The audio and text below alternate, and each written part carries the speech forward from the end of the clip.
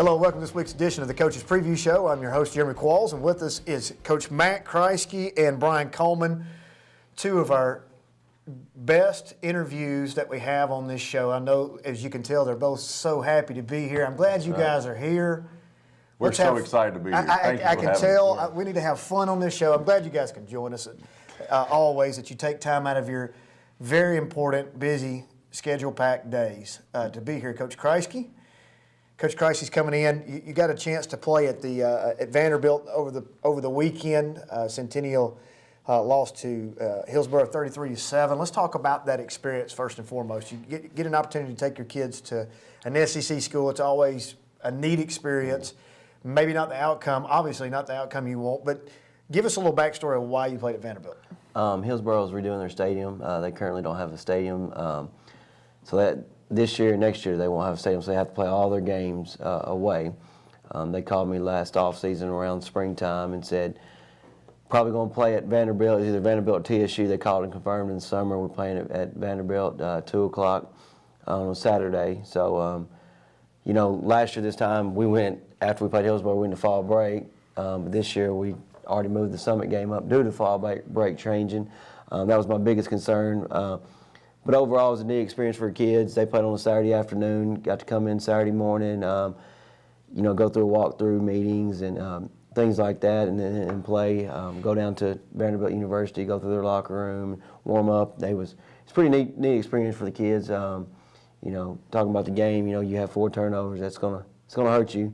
I thought we played well at times, but if we don't turn the ball over, I think outcome may have been different. And you're right. I mean, your offensive production was right on target of what you usually do week in and week out. Jario Wilson, 104 yards, 19 carries. Desmond Smith, new player, transfer coming in, 127 yards and 14 carries. Let's talk about Desmond for just a moment, man. That's, a game against a very athletic Hillsborough team to come in and have 127 yards on the ground. That's pretty special. He's a great kid, an outstanding young man. He moved to us a couple weeks ago. He's been playing since the Riverdale game. It's good whenever, especially if we got a banged-up quarterback, you putting him and Jari on the backfield. Both of them are 2 special backs and outstanding young men. Well, you talked about your quarterback. Plowman is who got the nod. There were some turnovers. That's going to be those freshman woes we'll talk about. Coach Coleman has a freshman quarterback as well. It's the decision-making process that has to go through an extended period of time. I mean, he gets himself in that situation again, maybe he makes a different decision. Yeah. Obviously, that comes with a lot of playing time. But I think we'll both agree the upside for him and his future as a quarterback at Centennial is the sky's the limit for this young man. Yes, he's an outstanding young man. The way he commands the offense and gets everyone lined up is for a freshman is unbelievable to me.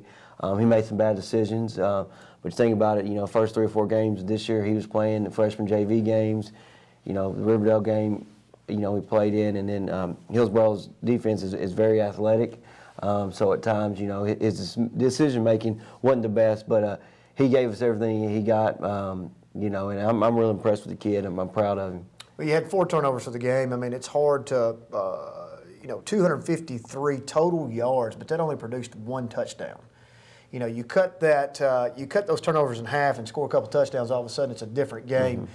People have to understand 33-7. At one point in time, if you would have scored, if cut these in half and scored, it could have been 14-7, 14-14, and then your mindset in this game is totally different. Yes, we had an opportunity to cut it down. I believe it was 20-14 in the second half. Again, we're driving inside the red zone and put the ball on the ground.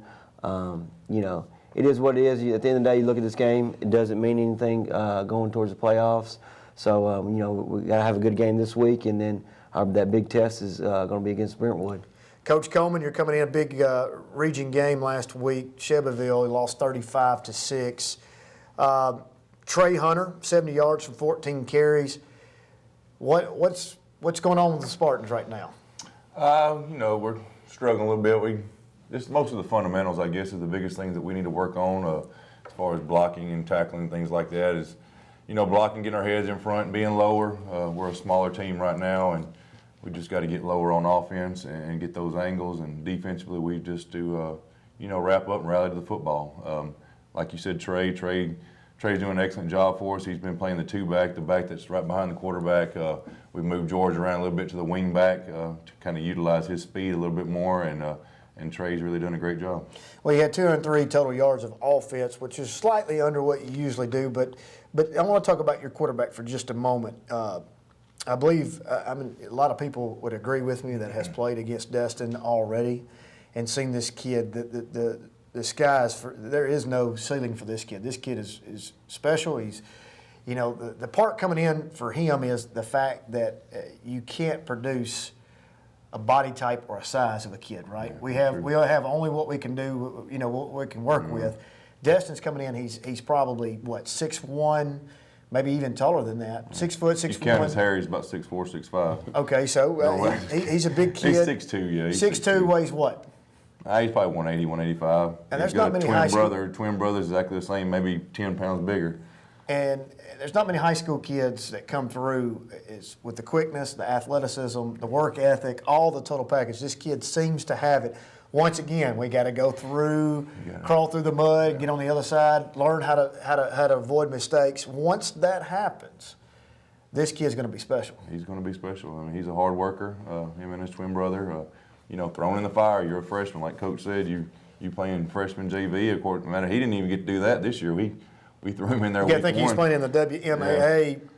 You go 6 to 8 from months middle ago. school, Right. You go from a middle school football game to a high school 5A. Well, first game was Spring Hill, so a high school 4A, and then against Indy, a 6A team. So baptism by fire, clearly. But he's handled it well, handled adversity well. Like Coach talked about his quarterback. You've got a freshman that's a quarterback. They got to be commanding the offense. They got to show, all right, guys, let's go. I'll lead you. Just follow me, and he does a good job of that. The guys respect him because he's a hard worker. This question is to both of you. That moment you realize we've learned something in that maturation process. Have you had it? I mean, I know you got to see. It may be a small victory for you, but you said there it was. I saw it, so I see things. It's passes, it's runs. It's God, this is going to be special. And then the next one's at their feet. That's just being a freshman. I mean, right. you throw a perfect ball. Oh goodness gracious, this kid's going to be awesome. And then sometimes a bad read. Sometimes that, and that's just part of growing and part of being a freshman. And that could go back to the fact that both are freshmen. You look at the WMAA is what we was talking about, the Middle School Association. Some of those plays that they got away with was because of their athleticism, and now you make that half a second delay in that pass caused that cornerback to get a hand on it or to get an interception or something. And those guys are savvy in the backfield. They like to bait quarterbacks into throwing, making plays so they can intercept it. So playing against an 18-year-old corner or safety that's played high school football for 4 years that are going to bait him. That's right. And that's fine. And take your lumps this year and let's move on. Let's get as good as we can this year. Well, you're 4-4, 3-2 in region play right now. You are the defending Region 5 5A champions. You're going to be in the playoffs. I ran the numbers this morning. Oh, okay. And I think you're officially in. Right now, you're sitting in the 3 slot. Page and Shelbyville pretty much have the 1-2 slot covered up. They play next week for that region championship there. But it looks like Franklin County, who you've already beat, was in 4th. Even if you lose, which you're not going to against Lincoln County the following week, which would be next week, you're still, or after fall break, you're still in. According to the tiebreaker. So you're in. Looks like you will be playing on the road. That's no big deal, I don't think. I think our strength of schedule, my point I'm getting to is our strength of schedules. I had some information sent to me today. It's pretty interesting to look at. Max Preps breaks down your state position as well as what you do inside your region, right? So your state positions, if you look at everybody's state positions in the WCS Sports Conference and then you look at strength of schedule and who you play, it's pretty phenomenal as far as more so for you because of the fact of who you're playing in 6A, that our strength of schedules, everybody that you play on average is under top 30 teams. Coach K's schedule's brutal. I mean, it really is. But then you get to the point, we've talked about this at length here in the last couple of weeks because we looked at doing some scheduling things. You can't get anybody to play you. No, and we're dealing with that as we speak, trying to get our schedule for the next 2 years.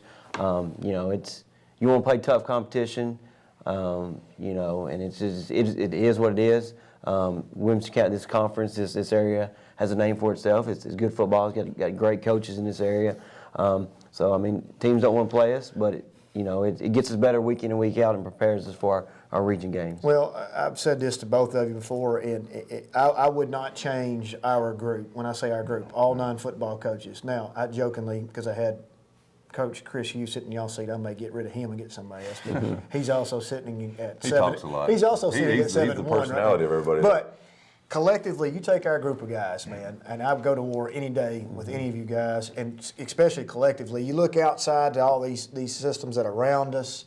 You look at their groups. Now, I'm not saying they're bad coaches. I don't even know enough about it like you guys do. But my point is, we have a really, really good group of people. And when we go to schedule, everybody wants to play the best. And everybody, I think, would like to play us just because of the fact they know that we travel well, but they also don't want to get beat, because it comes a game of numbers, right? I want to make sure we're above 500, or I want to make sure that my non-region schedule. But look at your non-region schedule: Hillsboro, Riverdale, Cane Ridge, Summit. You know, I mean, that's as good as it gets. Summit, you're on the 5A level.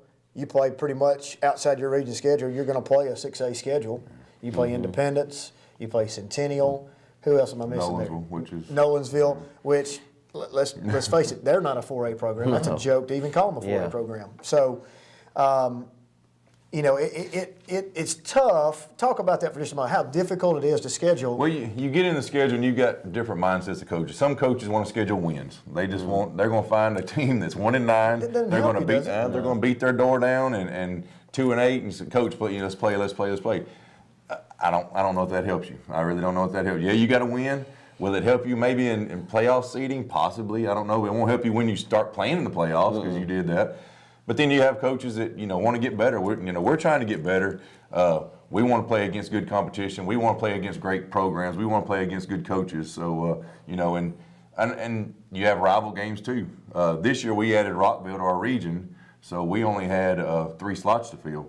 Well, by the time you got to have Independence. Yeah, by the time you get Indy and Spring Hill, our rivals, then we had 1 slot open, and it looks like we may play Franklin, which is a Williamson County school. So we don't want to play Centennial. We're finished with them. We're no more Centennial. So, but he breaks the news on the show, man. Breaks the news on the show. Breaking news here. It is flashing. Don't want to play Centennial no more.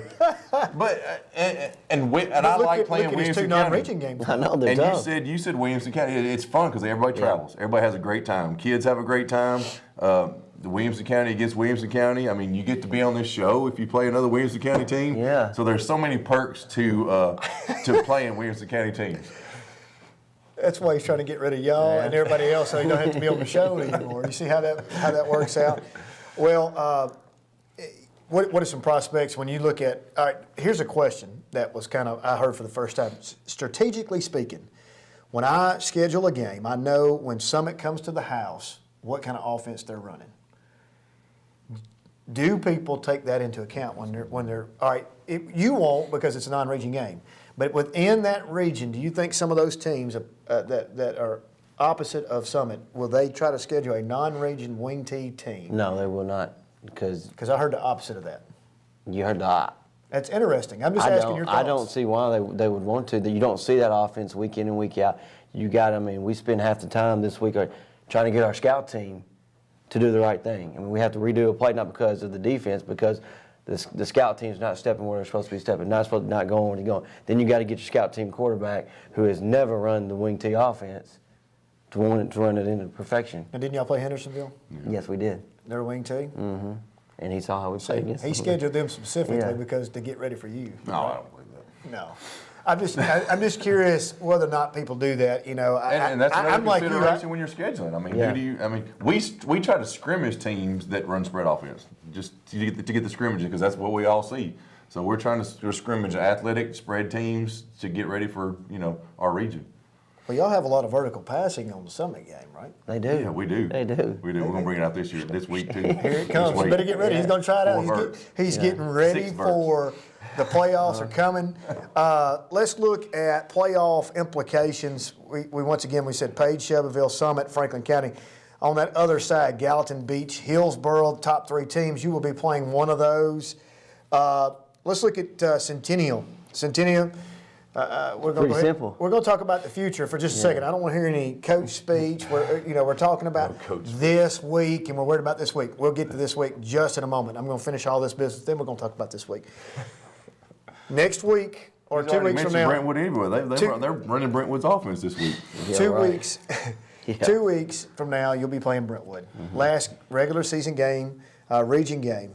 You'll have to have a win to get in. Brentwood, if they do not lose to you guys, will get first. If you beat them, there's potential they could fall all the way to third. Here, the playoff is crazy. Ravenwood, if they lose to Indy, they will be third. If they win y'all win, Ravenwood wins the region championship. Independence, if Indy beats Dixon and Ravenwood, they're going to beat Dixon. If they beat Ravenwood and you guys win, Independence gets first. What do we get? If they lose to Ravenwood, they're third. If you win, you get fourth. You're in. If Independence wins and you guys win, there's potential for you guys to get to Third or fourth, right? third. I believe is what it is, as high as you could get. I'm going to have to go back and look at that That because was second. There's one of them said. I think There may be- there may if be a Ravenwood scenario. wins and if Ravenwood wins and we win, that means we beat Independence and Brentwood, so that puts us at second. that would put you at second. I apologize for that. I See? left that He off. don't care about Centennial. So it's he just cares. here's He the- cares about Independence and Coach Blade, The doctor. Coach Daniels at Ravenwood. He doesn't care about The little schools. He don't care about these two. The Mr. Southern Producer, guys. I've never You don't had like the people Southern dog guys. me on my own show. It's usually me dogging them. You think about that. You could go from no playoff game to literally hosting a playoff Yeah. game. That's how tight this thing is. The top 5 teams, Franklin being the other team that we haven't mentioned, if they beat Dixon, obviously, if Dixon was to upset Franklin, don't see that happening. No, If it will not Dixon, you're officially calling It will not happen. If Dixon was to upset Franklin, you're automatically in. So you're not going to become a Dixon fan, are you? No, I will not. I'm a Coach Webb fan. Okay, I like it. I like it. It will Okay. not happen. I Okay. know. But if you win and you will be pulling for Coach Blade, speaking of, as you were dogging him and me a while ago, you will be pulling I for would never dog Coach Blade. You'll never dog him, but you'll dog me, right? Oh, okay. Not All right. against the doctor. Let's talk about tonight. So you mentioned earlier about your team and getting ready for the wing tee. Talk us through a little bit of things defensively. What are we looking for? How do we attempt to stop this misdirection offense? Well, first of all, I know he can tell you. We've been a Jekyll and Hyde team all year. I've had people call me and say, "Man, y'all look really good." Then the next week, y'all don't even look like the same team. So I hope Friday night. I'm going to stop you for just a second on that. And that's the truth. And I think that goes for both of you. If you look at his schedule, win, loss, win, loss, win, loss. So my question to you guys, how do you rally the troops around this, man? This is a great question. I'm glad you brought that up. How do you rally the troops? These are young men. We've all been there. It's hard. You got to be a psychologist. You've got to go in there and play that mental game. How do you get over the hump? Both of us, there's nothing, we haven't lost. We're still can make a lot of noise even in the playoffs. He's fighting to get in the playoffs, or he's fighting to be seated high in the playoffs. And then you get in, and then you're always fighting for something. You got plenty to fight for. It's not like you're. But that's so true. We know that. Yeah. We know. Give us an opportunity to playoffs. Give us an opportunity because once we get out there, we're fixing to beat some folks. Yeah. And if we get beat, there's a good chance that it might be against another WCS team, whatever. We know that. But how do you got those kids have to believe in that. You gotta preach it. You got to find ways to motivate them each and every day. I felt like coming off of Riverdale, it was first time the freshmen started, Cannon started. I felt like it took a lot out of us. I didn't think we practiced as well the following week leading up to Franklin. I thought it was going to be the Battle of Franklin. I thought that was enough motivation, and then that was my fault.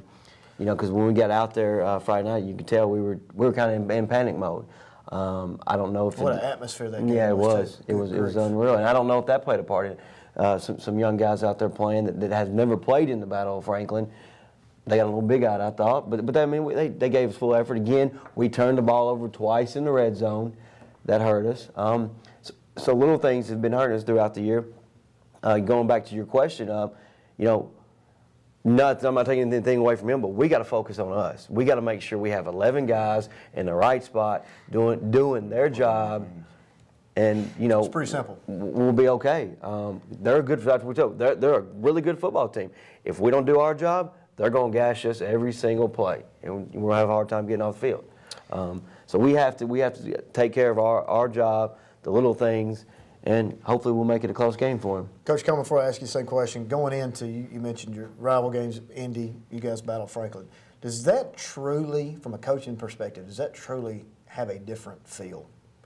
When you go and prepare for those games, when you're talking at halftime, when you walk out for the first time on those field, do those games really truly feel different than your average normal game? I think they do. I mean, a little bit. The kids play hard. I mean, yeah, I think they do. They know these kids. Well, so he's not. I There's mean, a little different feel to yours because it's for bragging rights. Yours has got obviously multiple implications. Well, after that first year I was here, it was. When it you was still walked unreal. out the other night, Yeah, it was unreal. I mean, there's not a game that we played on our schedule where the opposing stands was filled before the game, yelling at our kids. And it's Nothing negative, but it was fun. Yeah.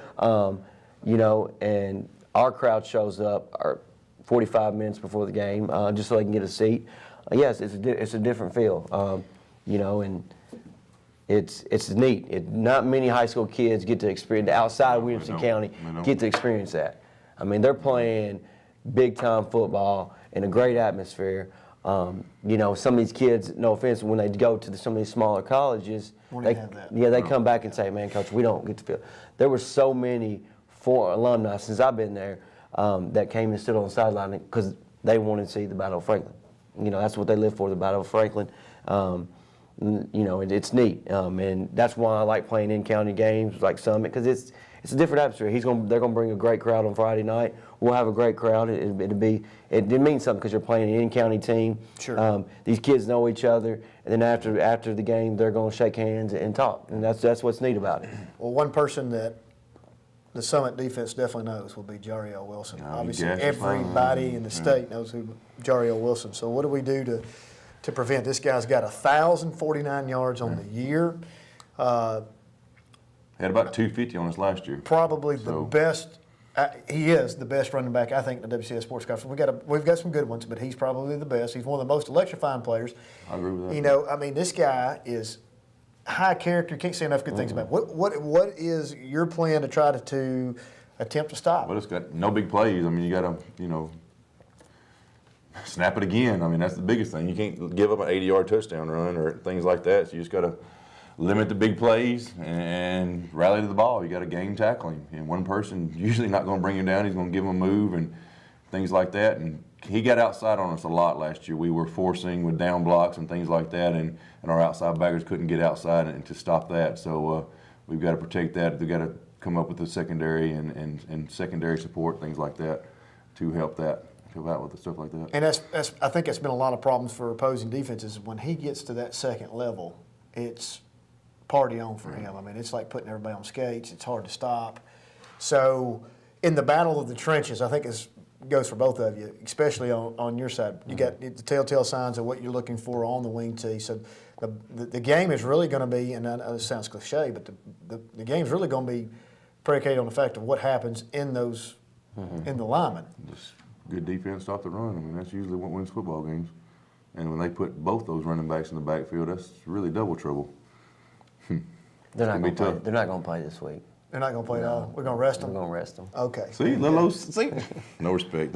Little brother Summit. No. Little brother Summit. Little brother Summit. Little brother Summit. That's all right. And here's an interesting fact. That's all right. Both of you Got him guys. worked up. He's not going to make it to 7 o'clock tonight. Both of you guys, former head coaches of Chapel Hill, Yeah. Forest School, the Rockets. I know y'all wish that Mr. Delk was here sitting beside you instead of me, because that would be a better scenario. But do you guys still talk to some of those kids potentially that you coached over there? I actually had a kid that texted me this week. I bet. Reyes. Oh, okay. He's getting into coaching and teaching. So Do you ever ask him which one was the better coach between the two? they always says Coach Coleman. You a lie. Yeah. You a lie. Oh, I think I need to get everybody's name from those two teams, those 2 years where you came in behind. And I've still got to live. I've still got to live there. I want the survey of who's good, who's not, but Who's louder? who's louder. Yeah, Who's the meaner one? Who's the most positive? Mr. Producer, I don't know that we could ever find out who the most. These are two captain Talks more. positivities. Yeah. They need to be on the Austin P staff, according to Tate Matthews, captain positivity up there, you two guys. But Tate? Who's that? George Odomegwu has had a really good, successful year as well. I'm assuming, I don't have the numbers in front of me, I'm assuming he's over the 1,000-yard mark or will eclipse the 1,000-yard mark. This game has a lot of things that people want to see. You have the two big-time athletes going at it head-to-head from the running back position. George, I mean, you got two quarterbacks, young quarterbacks. Mm-hmm. It's going to be an interesting matchup. Real quick, top 3 keys to winning. First thing, both sides of the ball, we got to do our job. We can't let them have long drives, eating up the clock, keeping our offense off the field. We need, like you said earlier, we need Jariel on the field, we need Desmond on the field, running the football for us. So we got our defense got to get off the field.